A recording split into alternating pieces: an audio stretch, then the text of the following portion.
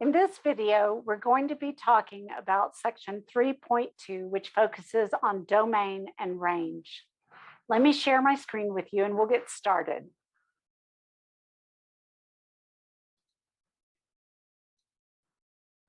When we're talking about domain and range, remember that domain is the set of all the x values that get used or can be used by that particular function.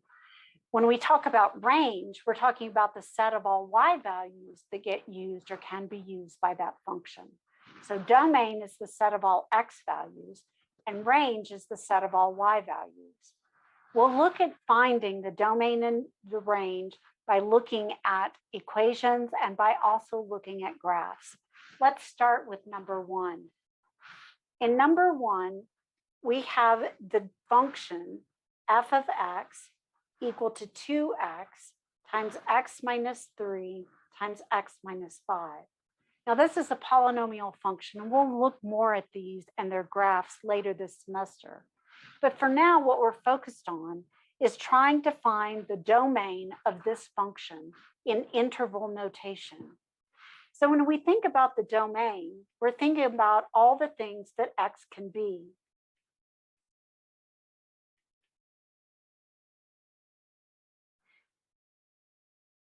What we're looking for basically are two types of things that would cause a problem: 0 in the denominator and a negative under a radical that's even. If we have a negative under an even radical, we know we get the imaginary number, which is not real. It doesn't mean that it doesn't exist. We mean not real as in not one of the numbers on the number line. Those are the real numbers, not the numbers that exist, because both real and imaginary numbers exist.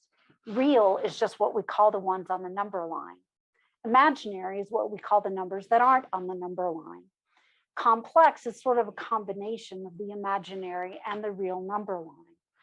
So we're looking for negatives under square roots, fourth roots, sixth roots, eighth roots, and so on, anything with an even index. We're also looking for things that will cause 0 in the denominator. We can't allow division by 0 since it's one of the rules of mathematics on which our entire system is based. Thou shalt not divide by 0. So we don't. So in this particular problem, I don't see a radical of any kind, much less a square root or another even root, and I don't have a fraction. So my default domain is all reals. And if I don't see one of those problems, then it's probably all reals again. There will be another couple of problems that will have restrictions on them when we get further into the semester. This would be, for example, logarithm functions, which carry their own restrictions. When we look at those functions, our default domain will not be all reals. Well, it will be all reals, but with a restriction. In this case, our domain is all reals, which is everything. Now, there are several ways of writing it. You can write it in words, all reals. You can write what's called a double bar R.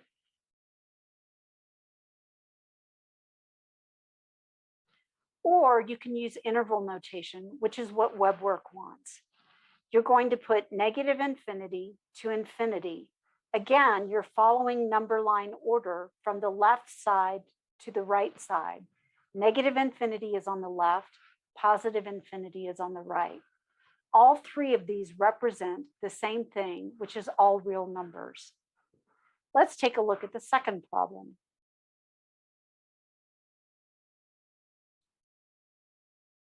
In the second problem, we're again to find the domain of this function. Let's write down the function and think about what possible values we could have.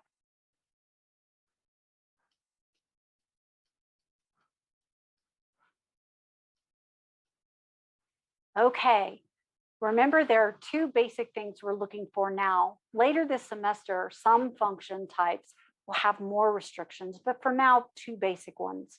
No 0 in the denominator, no negative underneath the square root, fourth root, sixth root, eighth root, any even root. Well, we don't have a denominator, we have no fraction, but we do have a square root. We know that whatever is under here can't be negative. So to include this restriction, we take a lasso and we throw it around whatever is under that radical, exactly as it appears under the radical. And we say, thou shalt not be negative. Basically, we say it has to be greater than or equal to 0, since the only thing less than 0 are negatives. This means not negative. Then we solve this for x by adding the 7 to both sides. Remember, addition and subtraction does not invoke that special rule where you have to reverse just the symbol. Only multiplication or division by a negative does that. In this case, we get x greater than or equal to 7. Then we draw our number line with the reference point of 0. 7 is to the right. We put a ball there at 7. Because we have or equal to here, we make it a solid ball. Then we look to see which side of the symbol the variable is sitting on. Is it on the wide end, go right, or the little end, go left? Our x is on the wide end of the symbol, so we go to the right. Then we take this picture and we follow it in interval notation.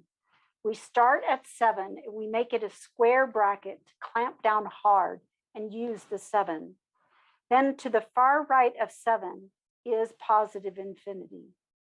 That would be our domain in interval notation.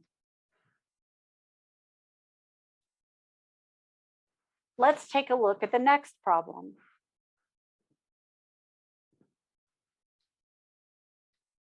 In number 3, we have f of x, which is equal to the square root of 4 minus 3x. Again, we have no fraction, but we do have a square root, and we know we cannot allow a negative number underneath it because we will not get a real number. We'll get an imaginary number. Our default domain is all reals, and we're looking for the real numbers that make this work. We take what's under the radical exactly as it appears under the radical, and we make it greater than or equal to 0. Now I'm going to apply my trick here because I don't want to have to apply that rule where I reverse the symbol when I divide by the -3. What I'm going to do is move the -3x by adding it to the other side. Adding does not invoke that special rule. It does, however, move the variable term x from the wide end of the symbol to the narrow end of the symbol, which in effect reverses the symbol for me. Now I can divide by a +3, which will not invoke that rule.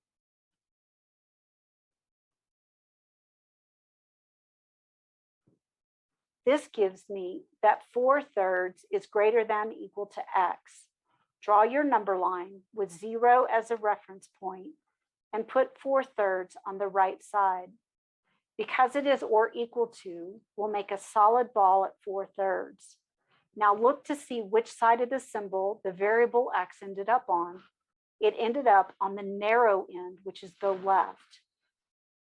Now we're going to follow this pattern going from left to right and write the interval notation. On the far left, going forever is -infinity. Always use round parentheses with -infinity. Then it goes to the right and stops at 4/3. Because it is a solid circle, we're going to put that into square brackets. And that is our domain in interval form.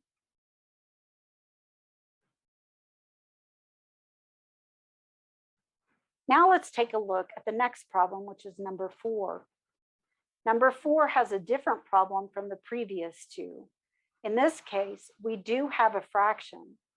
We're not worried about the numerator of the fraction at all. We're only worried about the denominator. The rule is, thou shalt not divide by 0. So what do? Well, we go ahead and set it equal to 0 and solve to see what number makes it 0. We take the denominator and we set the denominator equal to 0. Or if you prefer, you can say denominator does not equal 0. And then you write x plus 9 is not 0. And then you subtract the 9 from both sides. And that would tell you that x is not equal to -9. Now, this is kind of a weird one in that we want to remove -9 from our set of the domain. Our normal domain is all real numbers, and I'm only pulling out -9. So I'm going to have to break the number line at -9. I want to include everything on my number line except -9. So I make a hole at -9, and I extend in both directions forever. Now let's interpret this in interval notation. To the far left forever is -infinity. And then it breaks here at -9. So I write -9 with a round parentheses because it's an empty hole. Then I use the union symbol and I pick up again at -9, but this time I go to the right forever, which is +infinity. In other words, to leave a number out, you actually end up mentioning the number twice on each side of the round parentheses.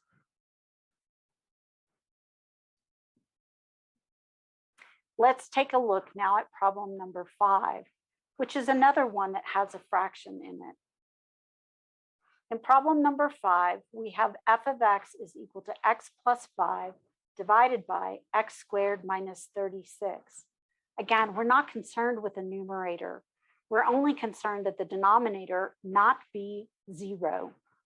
This time I'm going to use the square root property to solve this. I know the denominator cannot be 0, so I say not equal to 0. Then I'm going to move the 36 to the other side because I have x in one place and one place only, and it's squared. This is an ideal situation for the square root property. When I put in the square root, when it wasn't there originally, I have to put in a plus or minus.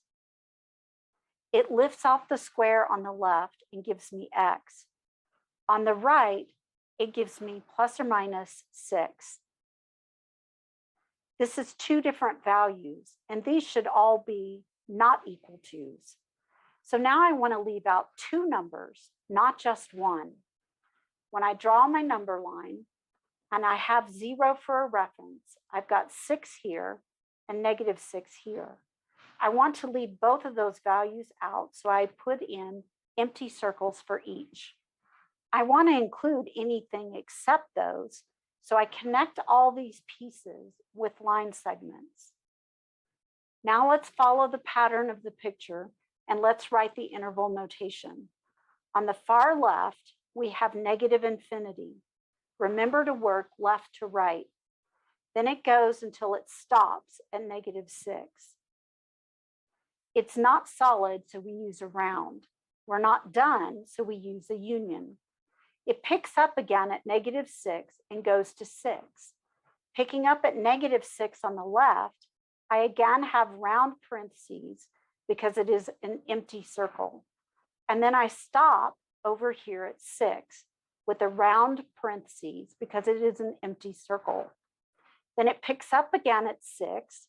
So I add a union, a round parentheses, and a 6. And then I continue to the far right where +infinity is. This is the domain of my function in interval notation. In other notations, we could write instead all reals not equal to ±6, or all reals except ±6.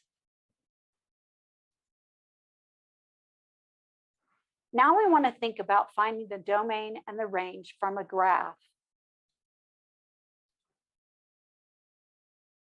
Now let's look at number 6. In number 6, we're to find the domain and range of the function whose graph appears here. When I click on it, you can see a little bit that right here on this part, there's an empty circle at this end of the line segment. When I look at the other end of the line segment right here, it's a solid ball. That tells me that I have an empty circle on one end and a solid ball on the other, which means that it's not actually including the one where the circle is. This is a circle right here, which is empty, and this is a solid right here. Now we want to find the domain and the range, so we'll do it on each of these different graphs. We'll find the domain on the one on the left, And we'll find the range on the one on the right. Remember, domain is the set of all x values that you used, and range is the set of all y values that get used. When we're looking at this, notice, however, that it doesn't actually use this x coordinate of -4 because it's an empty circle. One thing that we can think of is being like a snowplow and pushing all the points back up to the x-axis. When we push them up to the x-axis, this creates a picture on the number line, which gives us the domain values. When we want to do this for the range, instead of pushing the points to the x-axis, we'll push the points to the y-axis. So for the domain, push your points onto the x-axis. For the range, push your points onto the y-axis. Now, what do I mean by push the points? I mean that this point comes straight up here and creates a hole there at -4. Why a hole? Because this one was a hole. Now we want to trace all these other points. Do you see how all of these are connected? When they get pushed back to the x-axis, they'll cover up this line, and it will be a solid picture all the way until I reach this ball here, which is at 2, 0. This creates a number line view of the x values that get used in the domain. This is already a number line, and so we can simply take the value for the interval notation off the picture. We don't actually use -4 because it's an empty circle, so we'll put -4 with a round parentheses. Note we're starting at the left and we're going to move to the right. We go solidly and we use all the values in between until we get to 2. When we get to x equal 2, we stop. But we do use x equal 2. It was a solid ball. So we'll go until 2, and then we'll use a square bracket. Now let's repeat the process on the y-axis. Take each point here and push it back. Remember that the point here is actually an empty circle, and the point here is actually a solid ball.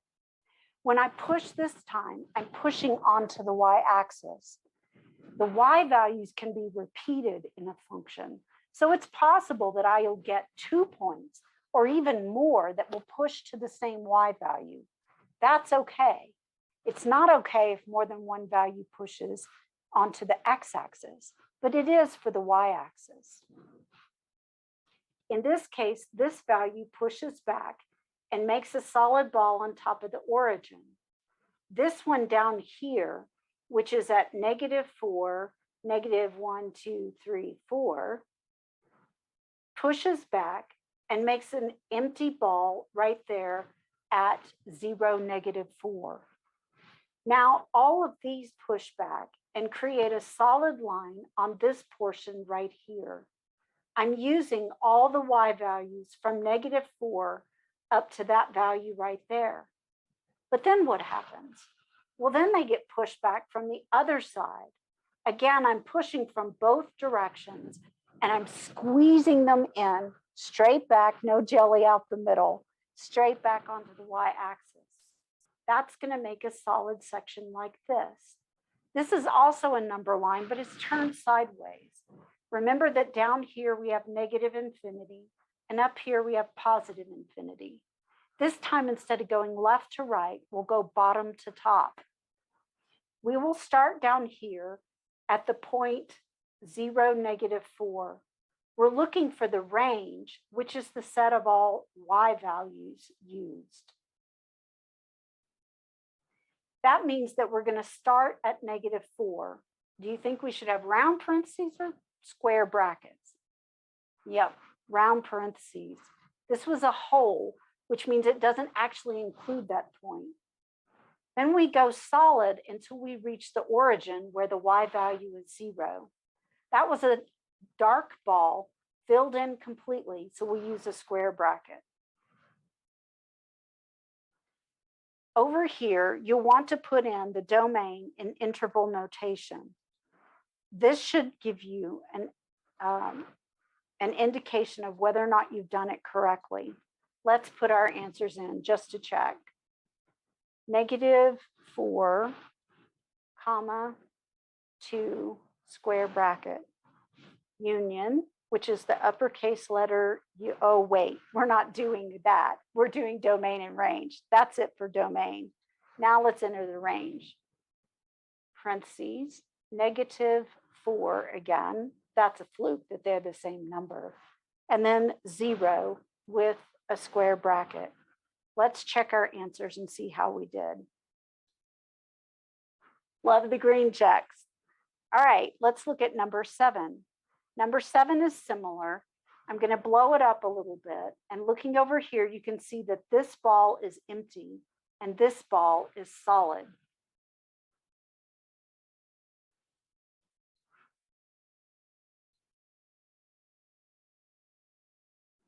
Here are my pictures for number 7. I have an empty ball here, and a solid ball here and here. For the domain, we want to push the values onto the x-axis.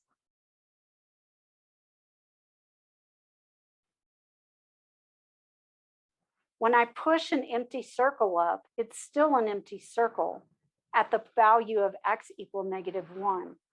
When I push up the solid circle, it's still a solid circle. And notice that because these are connected in between, that I'm using every x value that falls between -1 and x equal 3.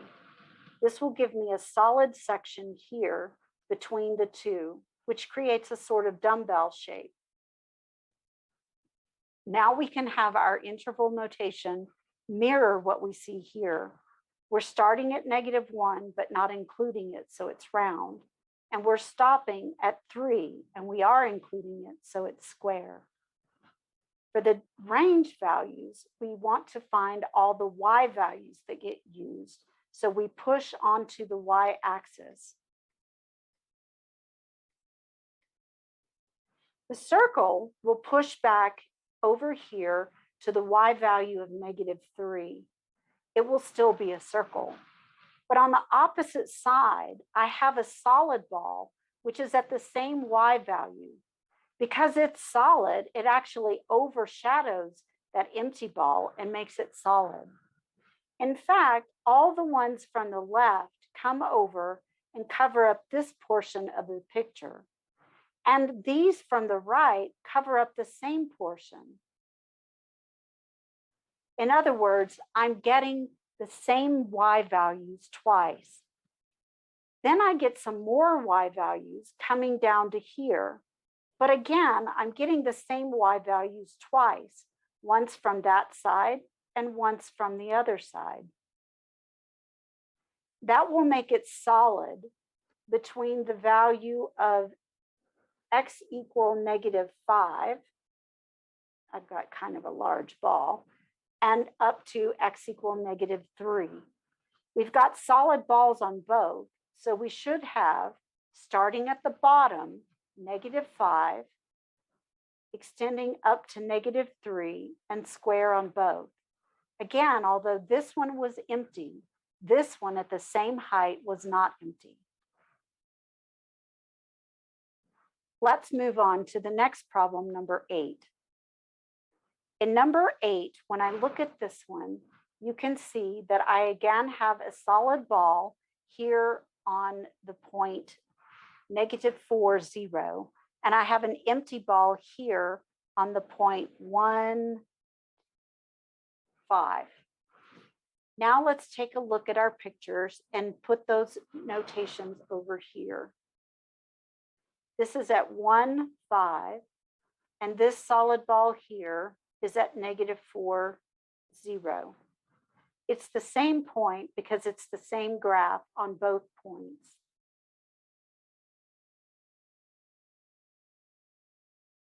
For domain, I want to push onto the x-axis.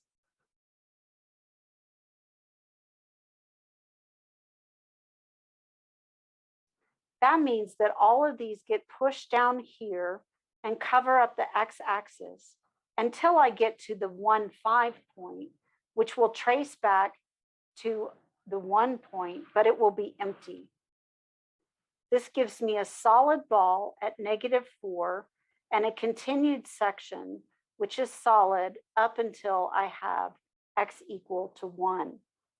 From the left, then, for the x values, I have included -4 with a square bracket, comma, 1 with a round parentheses. Now let's repeat the process, but push onto the y-axis for our range.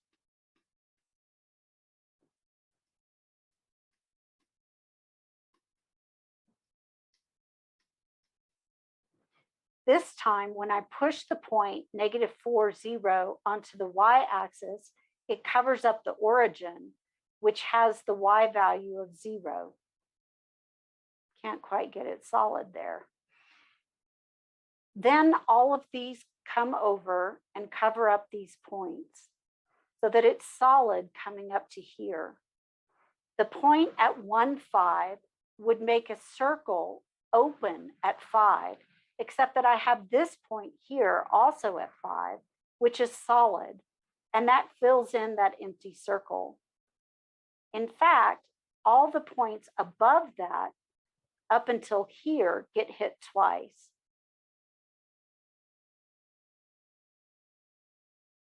The highest value that I have is right here, which is coming across at 9.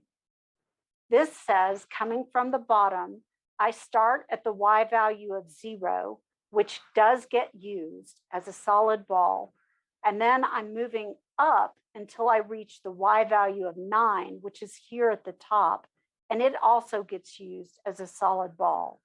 So I use a square bracket for both ends.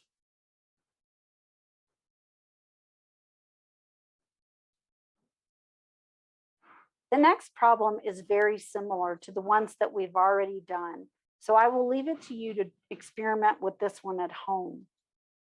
When you're looking at this one, make sure that you note whether or not it's a solid or an empty ball at this end. It appears to me to be solid. Now, there is something about this one that we should talk about, and that is that the graph appears to be going on forever. Now, technically, they really should have an arrow on it. So maybe we should do this one just in case.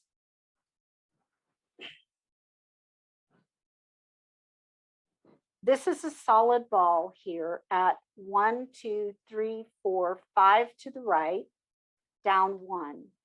That's 5, -1. If we do our domain by pushing back onto the x-axis, all of these get pushed down here. Again, we're doing like a snowplow method. So we're getting a solid line out here all the way across. These down here are going to push back as well, and they're going to make a ball here that starts at 5. The question is whether or not this continues to go from this point on. Without the arrow, you can't be 100% certain, but I'm relatively sure that WebWork intended for you to think that it did continue. We'll have to check our answers to know for sure. If they did intend for us to interpret this as an arrow, then it doesn't stop here, it keeps going. Well, what's to the far, far left? Yep, -infinity. Always use round parentheses with -infinity. Then it goes up until 5, and we use 5, so we make it square. Now let's look at the range. The range would be all the y values. These values would trace back to here and cover up this section. If the graph continues in the same pattern, it would continue to climb up and up and up, which would mean that it would continue to shade all the way above those points, going all the way up to infinity. These points in this section get squished back from this direction on the snowplow, and they cover up all the way down here until we reach the point at -1. It's a solid ball because this was a solid ball. This will make this a solid section here. Then we start at the bottom and we move up. At the bottom, we have the y value of -1, and we use it, so we use a square bracket. Then if we go out to positive infinity, above, we'll put positive infinity with the round parentheses to the right. Let's check our answer on this one and see how they did intend for us to interpret it. I think the domain was negative infinity, comma, 5 with a closed bracket. And then I think the range should be closed to -1 to infinity. Always use round parentheses with infinity. Let's check our answers and see if WebWork agrees. It does. Now we want to talk about what are called piecewise defined functions, and they're exactly what they sound like. They're functions defined in pieces. So we have to learn how to interpret these, both on the graph and when we're doing them algebraically. So remember that graphing is not a foolproof method. You can never get the whole graph onto the picture. You can only see whatever your particular graphing utility can graph at that point. You'll never see the whole thing. Algebra is what we rely on to prove what something really is.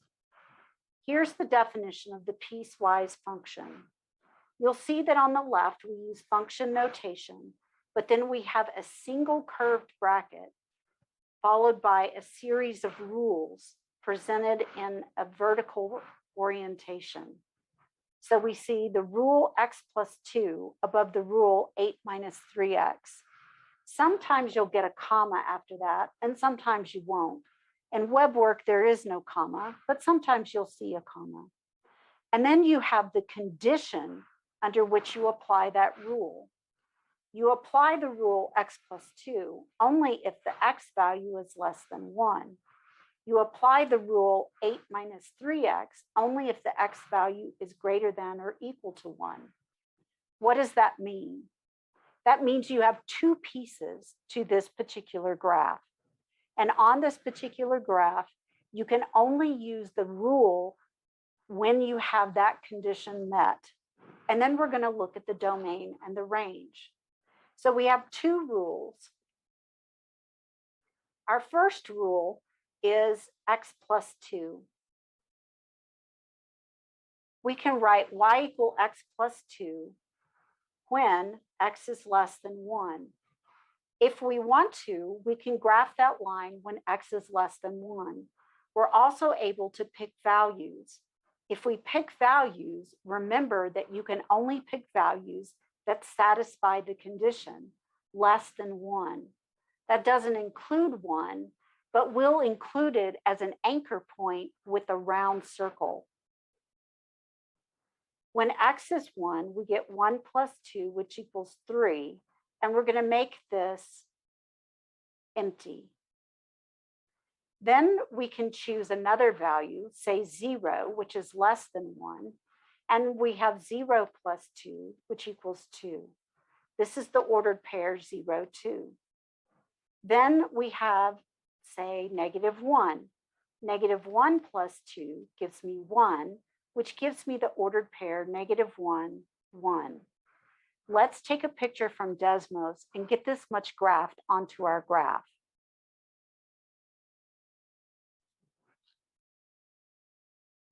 Remember that we use the point where the two rules meet up, which is 1, in both of the rules. And the rule where it's really not included, we'll make it an empty circle to indicate it's anchored there, but does not include that point. This is the point 1, 3. Come to the graph and make 1, 3 an empty circle. Right 1, up 3. Now we want to graph 0, 2 and -1, 1. 0, 2 comes up 2 and would be plotted here. And -1, 1 is left 1, up 1, which is plotted here. Now, how many values do we have for x where it's less than 1. Well, if we look at the number line, it's less than 1 all the way out here.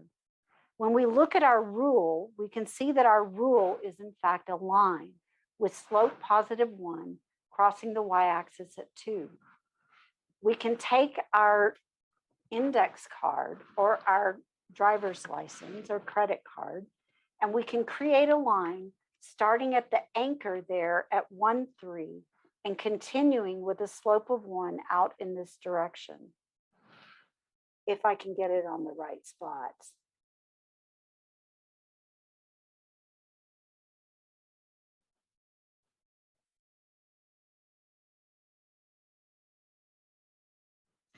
Now you'll notice that I made this have an arrow on one end only. And that's because the 1 is an anchor on this end. It's not included because it's not less than itself, but it does anchor the picture. Why didn't I just start with 0? Well, because there are infinitely many numbers between 0 and 1 that are less than 1, like 1/2, 1/3, 1/5, 4/5, 7/8. They're all less than 1, and they should be graphed. By putting a circle at the one that is not included, I anchor the picture there and then draw it in that direction. Now, what about the second rule?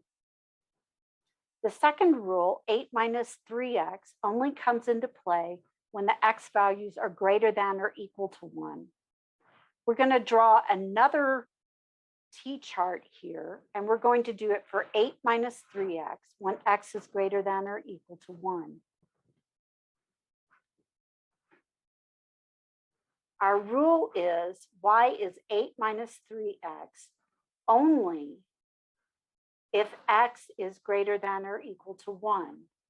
We use the point that is mentioned by both rules, the point 1, as an anchor for both rules.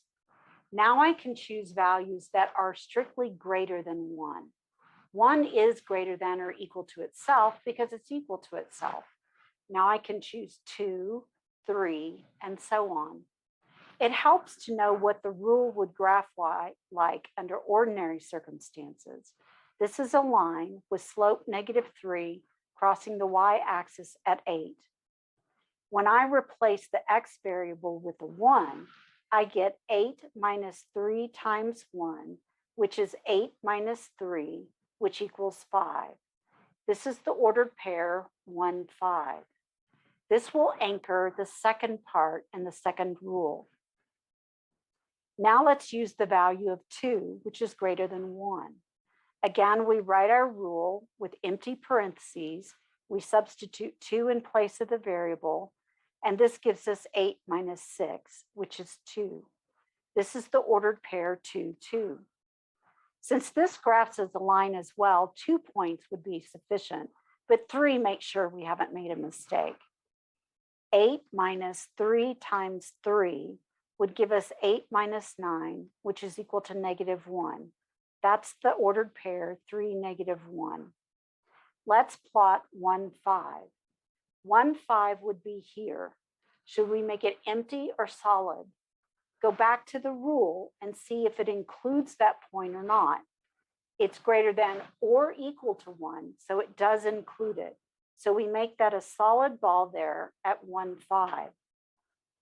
Then we plot the point 2, 2 and the point 3, -1. 2, 2 is 2 to the right, up 2, and 3, -1 is 3 to the right, down 1. Now we're going to go to our anchor point, which was there at 1, 5, and we're going to connect the other 3 points, and we're going to draw a line segment called a ray coming from there and extending in the other direction. Now, is this a function? Yes, in fact, it is. If you were to take a vertical line and you were to pass it across the entire picture, you would see that it never crosses the picture more than 1 time. I know right here we have 2 circles, one above the other, but one of the circles is empty, which means we do not actually consider it to be a point on the graph. That means it only hits the solid ball.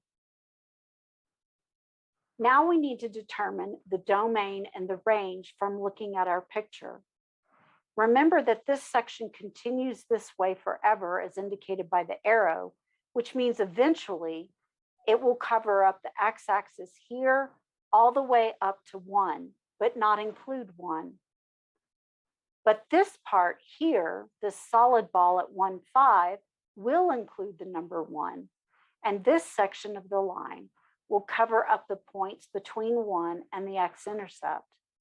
This section of the line, as it goes down forever and continues to spread out to the right, will eventually cover up all of this section. That means that the domain is actually all real numbers.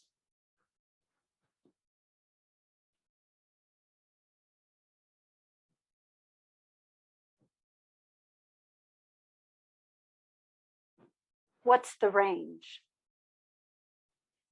The range is a little more complicated. When we look at the range, imagine these arrows going down, down, down, down forever. Well, if they go down, down, down forever, then what's at the very bottom of the graph? Yeah, negative infinity is down there. So we know it's going to start at negative infinity.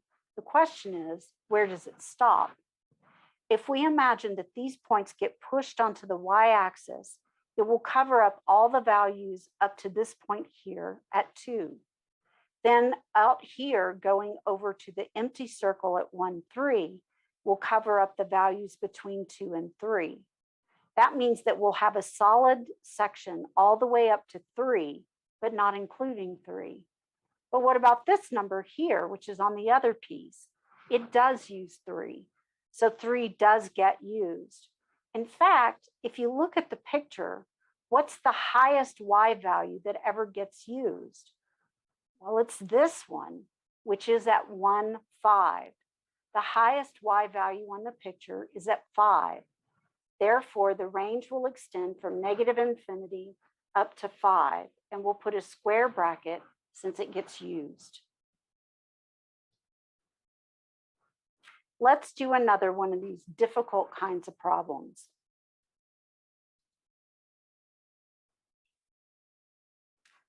In this problem, we have this function given here.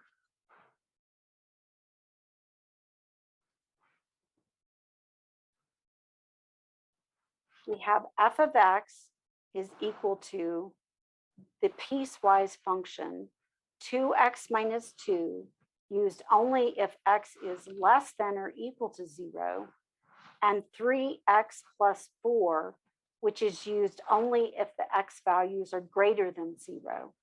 Again, we're going to use 0 in both plotted points in order to anchor those pieces. One of them will be an empty circle, and the other one will be solid. Now we're going to look at the two rules. The two rules are both lines. This has slope 2 crossing at negative 2, and this has slope 3 crossing at 4. Let's set up our rules and pick some points. Y equal 2x minus 2 when x is less than or equal to 0. It could be equal to 0, which means we'll make it a solid ball.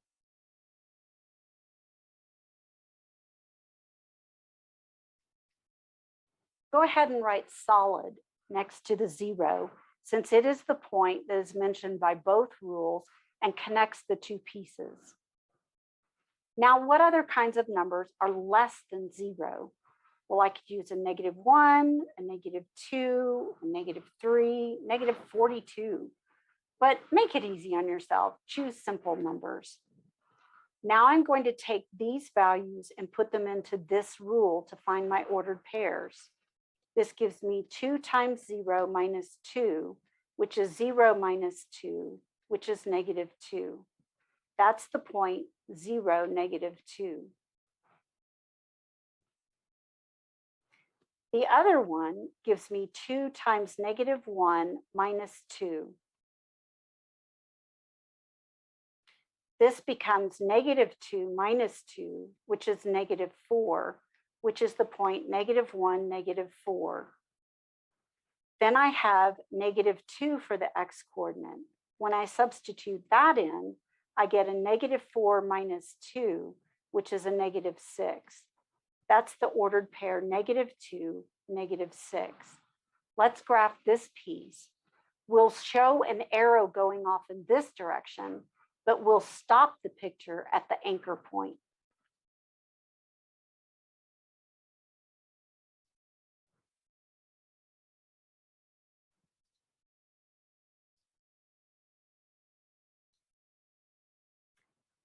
The first point we want to plot is 0, -2, and we want to make it a solid ball because that's the anchor for this piece. We go to the origin and drop down 2. Make that a ball since it's the anchor for this piece. Then we'll have -1, -4. Going back to the origin, we go left 1 and drop down 4. Then we plot -2, -6. Going back to the origin, left 2, down 6. Remember that the point at 0, -2 is an anchor, so it does not extend in that direction. That direction stops right there at the anchor point, but it continues in the other direction forever and ever with an extended arrow. Notice that we're using all the x values from -infinity up to 0, and we're using y values from -infinity up to -2 for this piece. Let's now look at the second piece. The second piece has the rule 3x plus 4 if x is greater than 0.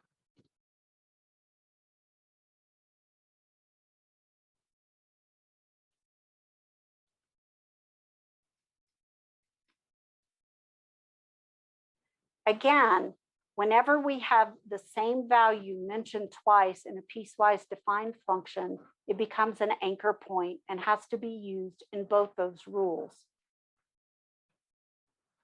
We'll use this here, but technically 0 is not greater than itself. So we'll write empty to indicate that it's an anchor point, but it's an empty anchor point. Now, what values are greater than 0? 1, 2, 3, 4, 5. Let's just pick a couple. Let's try 1 and 3 this time. When I replace these in this rule, I have 3 times 0 plus 4, which is 0 plus 4, which is 4, which gives me the ordered pair 0, 4. When I replace the x coordinate with 1, I get 3 times 1 plus 4, which is 3 plus 4, which is 7. That's the ordered pair 1, 7. When I replace the x coordinate with 3, I get 3 times 3 plus 4, which is 9 plus 4, which is equal to 13. That's the ordered pair 3, 13, which may be off my graph. Let's see if we can plot 0, 4. Remember, it's an empty anchor point. Go to the origin and rise up 4. You're going to make that an empty anchor point. Then we plot 1, 7. At the origin, move right 1, then up 7. Make that solid. Then we want to plot 3, 13, which is also going to be solid. Come to the origin, come right 3, and move up 13. I'll have to kind of estimate where it would be. 11, 12, 13. I think that's the right, wait, I'm supposed to be at 3, aren't I? Then that would be here. Now I'm going to connect and I'm going to make the empty circle anchor point not be where it continues.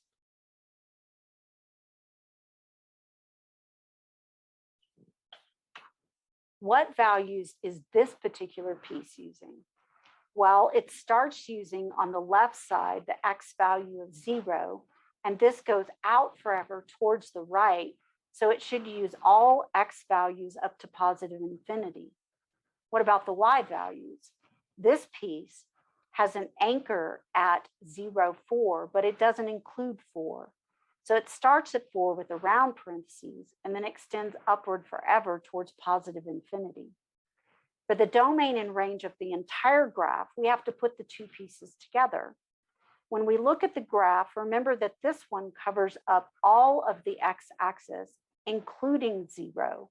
And this one starts at 0 but doesn't include it and extends to the right forever. Again, we can see here that our domain is all reals. It starts at negative infinity and goes to positive infinity to the right. However, we've got a big gap in our y values. Let's see what happens when we move from the bottom to the top and we push these values back onto the y-axis. This time I'll use a different color to show that they're going on the y-axis.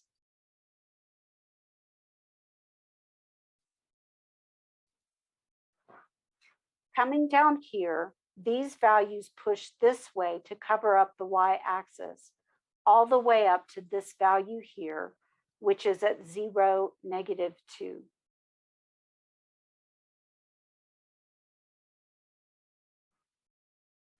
Up on this piece, note that we start at this point right here, which is at 0, 4, but it does not include 4 because that is an empty circle.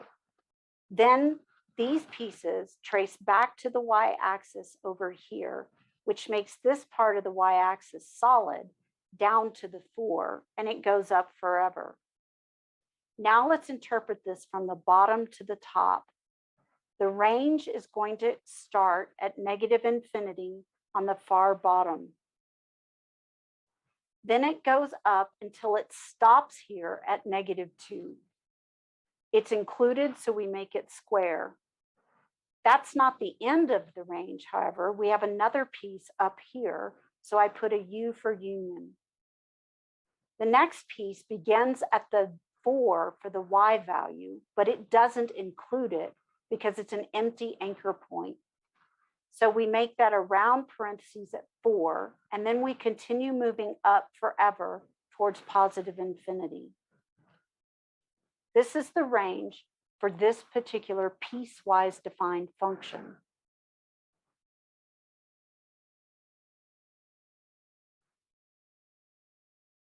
I'll leave the next one to you since I think it is similar to what we've done before.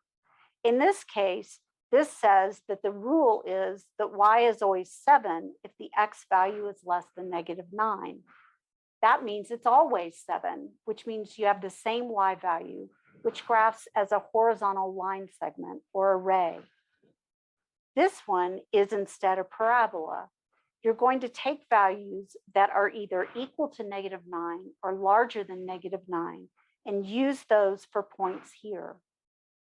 You may have to graph quite a few in order to see the whole thing. Let's pick a couple just to be sure that you know what to do.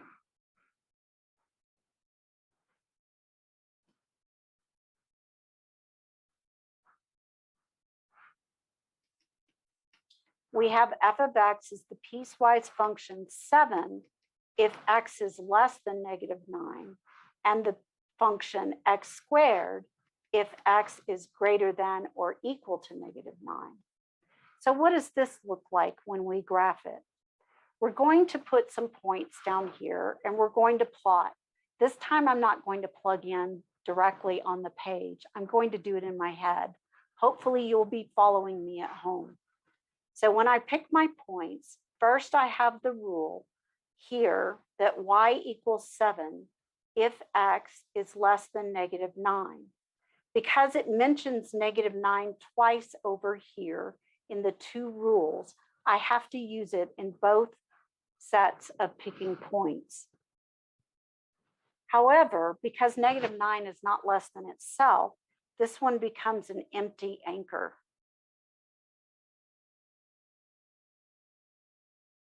The rule is y is 7, no matter what. So I get -9, 7. What other numbers are less than -9?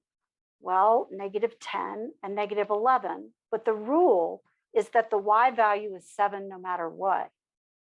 Let's take a look at what this would look like if we were to graph it on our graph.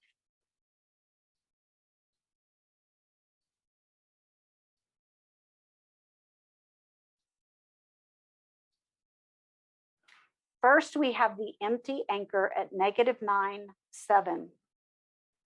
Go to the left 9 and then go up 7 and put an empty ball.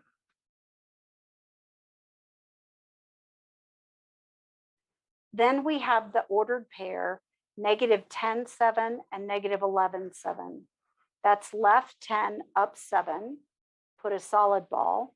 Left 11 up 7, put a solid ball. As I said, when y is equal to a constant, it's a horizontal line partition. This gives us the horizontal line ray coming off to the left like this. That's what one piece looks like. Now, what x values is it using? From -infinity up to -9, but not using -9. What y values does it use? Only 7. That's the only one it uses, though it uses it for all of them. But the only thing in the range there is 7.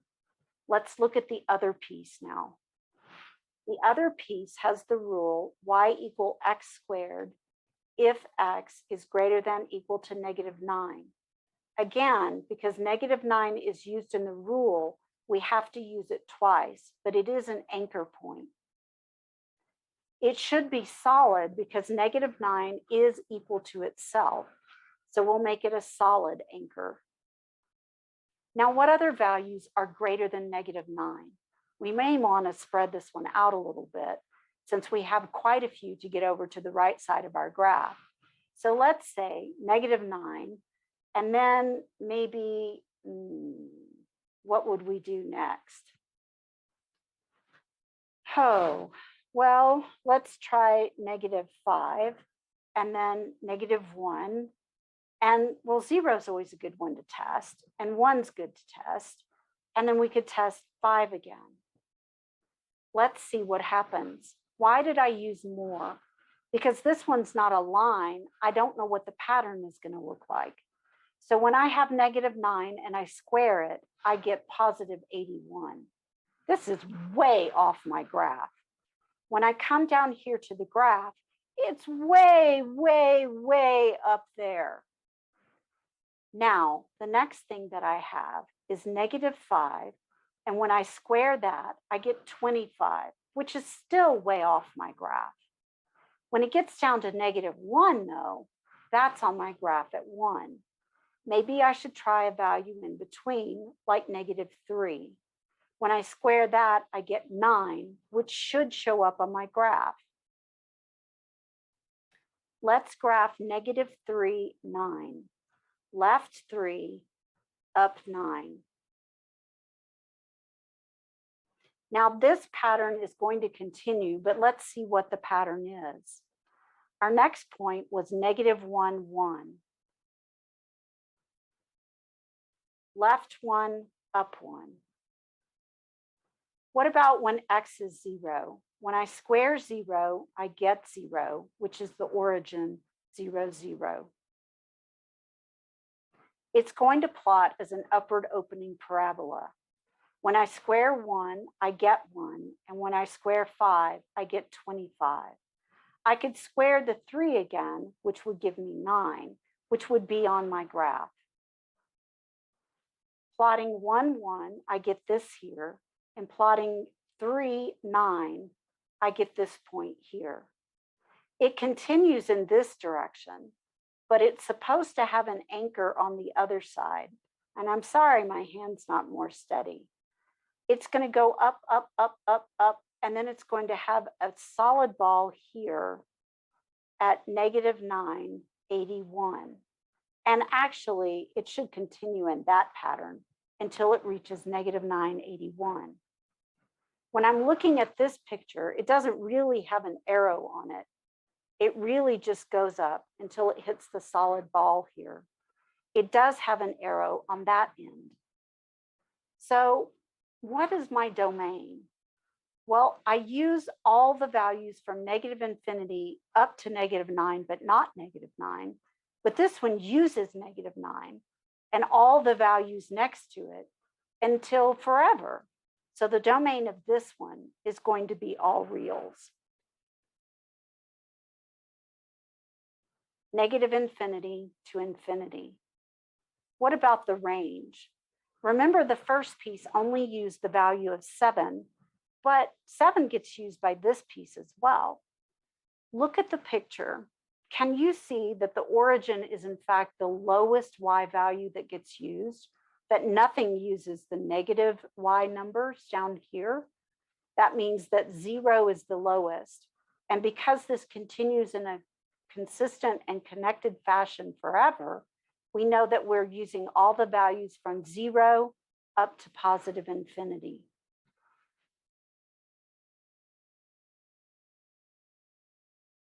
Let me graph this one for you on Desmos so you can see what it looks like.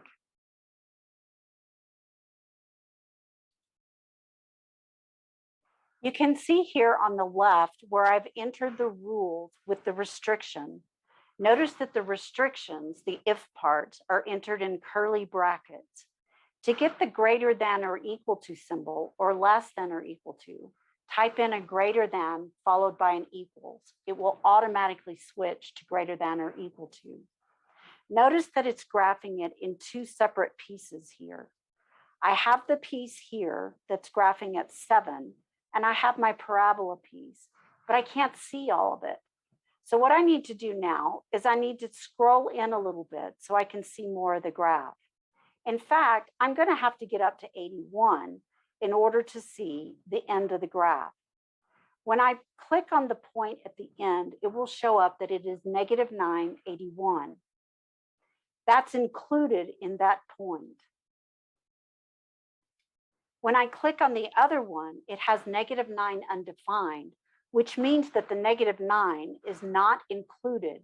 It's an empty circle. I didn't define what it would be when negative 9 was used for x on that piece. This is what the piecewise defined function looks like in Desmos. You can see that it is a function and does pass that vertical line test.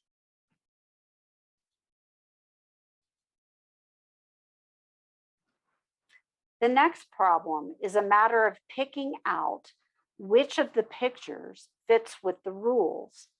Let's look at the rules and see how we can distinguish the rules. First, note that the rules split at the x value of 1. One rule applies when x is less than equal to 1, and the other rule applies when x is greater than equal to 1. That means my pieces should be separating when x is 1, as both C and D do. In fact, A and B do as well, so that doesn't help me narrow things down any. Now let's look at the pieces. If I look at the first piece, it says 1/4 x minus 5. That means if it extended over, it would cross at negative 5, and it has a slope of positive 1/4. That means from left to right, it should be uphill, but relatively flat. That means that the left piece, which is the first one listed, should be a relatively flat uphill line. This is uphill, but it's not flat. When I'm looking at this piece, it's downhill. That can't be it. These two pieces, however, do look as though they'd be correct. Are they both crossing at negative 5? It's kind of hard to tell, but it looks like they probably are. That means that either A or B is the correct one for piece 1. But what about piece 2? Notice on piece 2 that this graph has an empty circle, and this graph has an empty circle, but at a different point. Let's see at what point we should have an empty circle. This says when x is greater than 1, not equal to, so we have an empty anchor point, we should have negative 5/2 x plus 3. This would be a downward sloping line and relatively steep. Normally it would cross the y-axis at 3, but it won't because it doesn't get used until the x values are bigger than 1. Let's look to see which one has a slope of negative 5/2. It looks to me like they both have the same slope, which is negative 5/2. You can find that by finding 2 points that cut through exactly and counting it out. How far does it drop compared to how far it goes to the right.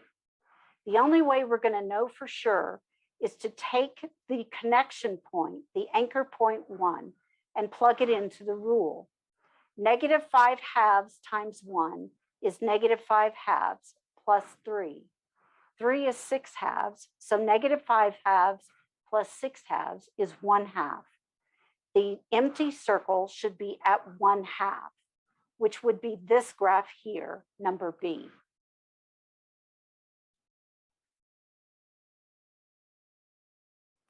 In the next problem, we're to make the definition of the function ourselves.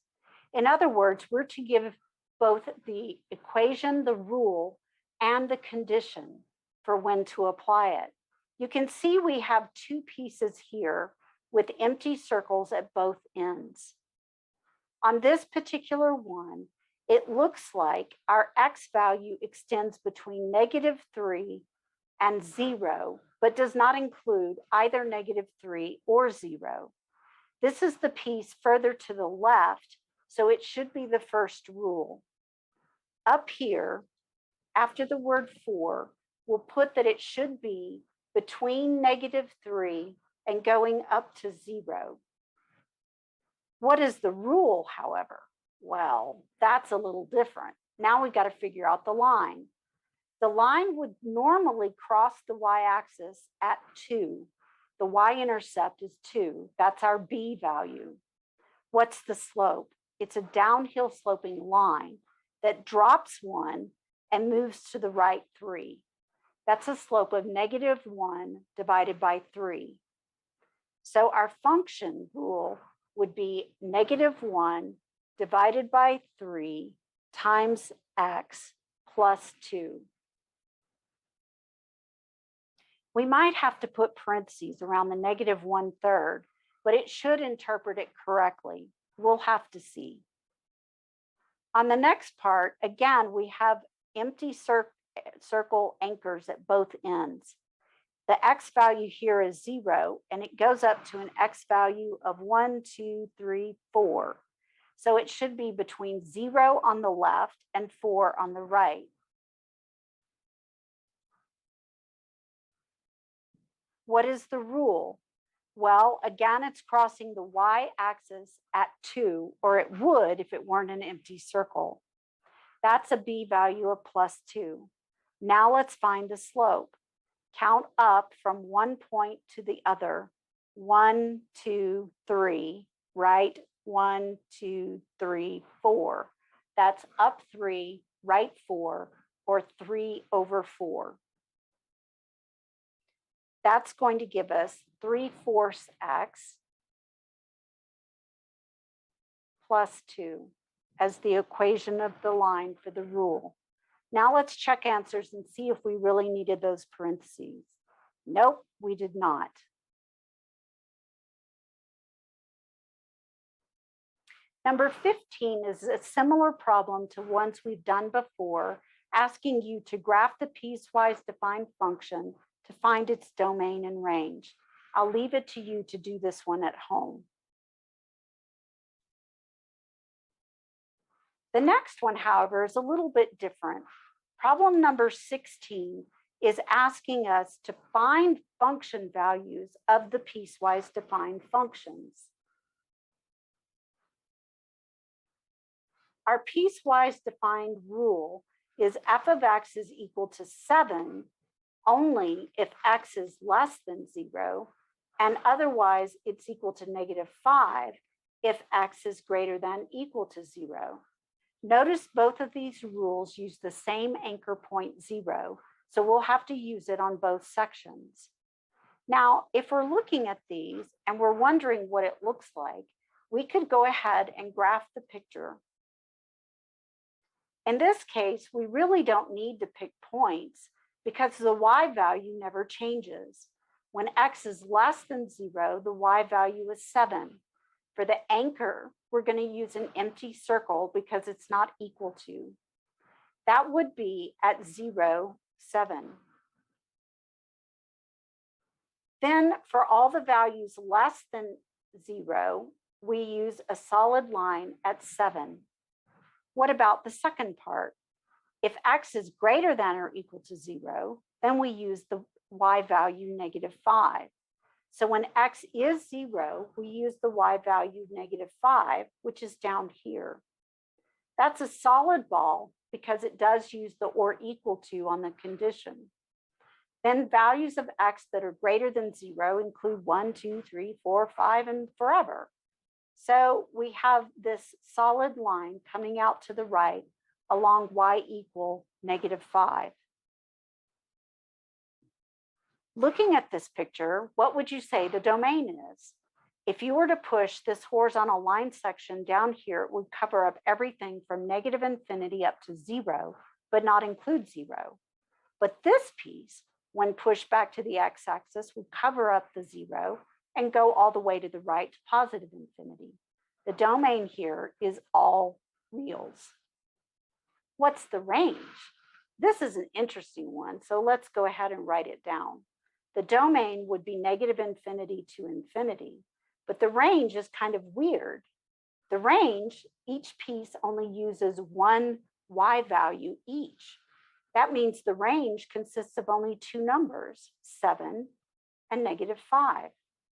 And we put them into curved brackets to indicate only those two values get used. Now we're supposed to be finding function values. What's f of -4? Well, -4 is here, and going up, we see that the value is 7. Now, when f is 0, coming over here, this one's empty, so it's not actually there, but this one's solid, so it's actually -5.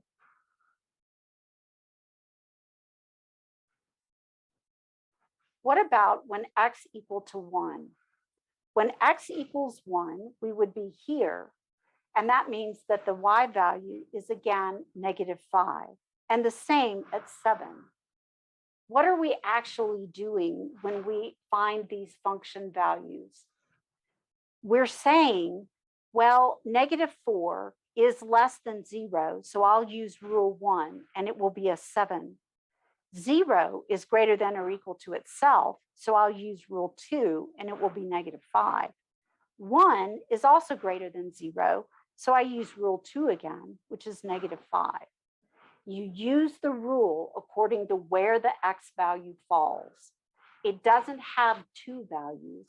You don't plug it into each rule. Each x value gets one y value and one only. Let's check our answers and see how we did. Perfect. On number 17, you're doing the same thing. Let's go through more quickly and see if we can do this one without graphing the picture. In this case, we have f of x equal 4x minus 2 only if x is less than 4, and 8 minus 8x only if x is greater than or equal to 4. The first substitution value is -2. Which rule does that fall under? Rule 1, it's less than 4. So we take the -2 and we plug it into the first rule, which is the 4x minus 2. 4 times -2 is -8, and -8 minus 2 is a -10.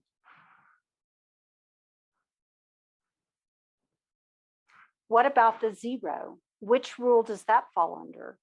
Again, 0 is less than 4, but it's not greater than or equal to 4. So we only use the first rule. 4 times 0 is 0, and 0 minus 2 is a -2. What about when the substitution value is 1? 1 is still less than 4 and not greater than or equal to 4, so we only use rule 1. 4 times 1 is 4, and 4 minus 2 is 2. When the substitution value is 6, it no longer fits into rule number 1. 6 is not less than 4, but 6 is greater than or equal to 4. So we use rule 2, 8 minus 8 times 6. 8 times 6 is 48. So we have 8 minus 48, which is a -40. Let's see how we did. Perfectly correct. The main thing to remember about piecewise defined functions is they only have one y value for each x value. They never have two.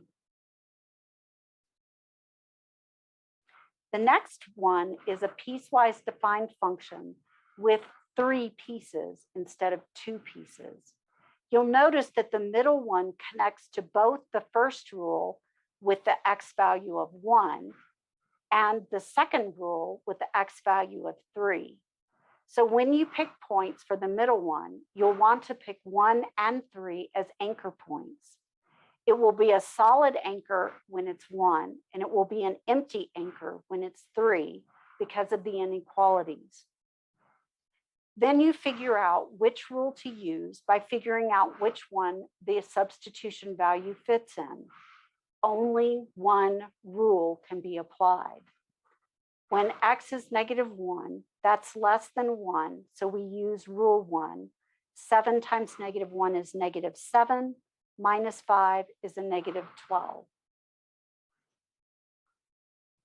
0 is also less than 1, and so we'll use the first rule again. 7 times 0 is 0, -5 is a -5. 1, however, is the connection point between rule 1 and rule 2. It's only included in rule 2 because of the or equal to on the less than or equal to. So we use rule 2, not rule 1, even though it's mentioned there. That means the y value is going to be 6 no matter what. When we use the substitution value of 6, it doesn't fit in rule 1 because it's not less than 1.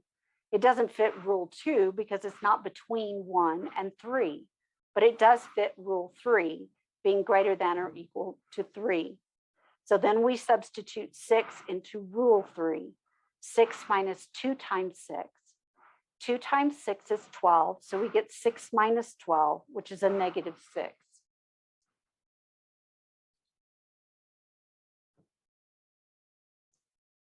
I hope this helps to explain the piecewise defined functions for you. I generally always ask them on exams, and they're always difficult, but they are important because many things in the real world do use piecewise defined functions.